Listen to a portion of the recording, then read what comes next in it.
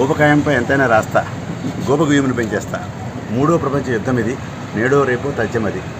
అలనాడు మానవుడు ఆకులను వదిలిచు కన్న మూలములేసి కొడుకు నింపక చూసే. అడవిలో పరిగెట్టి విల్లెక్కు పెట్టి పెట్ట మాంసను కొట్టి చెట్టు గొమ్మను కొట్టి 2 రాళ్ళను తీసి నిప్పు రాజేసే. కోటి విద్యలు నేర్చి కూటి కోసమే తీసే. ఇప్పుడు వ్యాయామం లేని చదువు, విరామం లేని కొడుకు. ఎంటర్ చేస్తే డేటా, ఇంటికే ఫుడ్ బేట. పొలుగు పొట్టుట లేదు, పప్పు రుబ్బుట రాదు. రిమోట్ తిప్పితే పంట, మేట నొక్కితే వంట.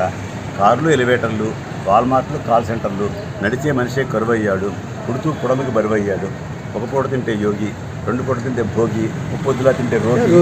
ఆలోచించి కాసేపు ఆగి.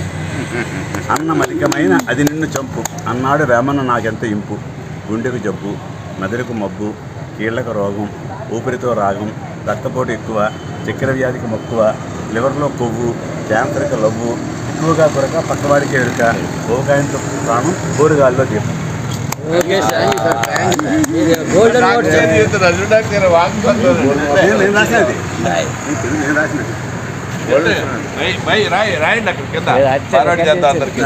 నేను రాసినది తెలుగు భాష పట్ల నాకు అధికారం ఉంది.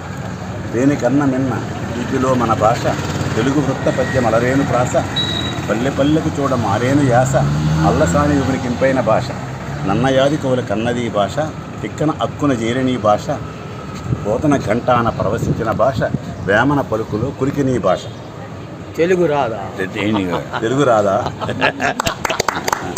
తెలుగు నేల ఎన్న దేశంబు తెలుగు, ఏను తెలుగు వల్ల బుండ తెలుగు కండ.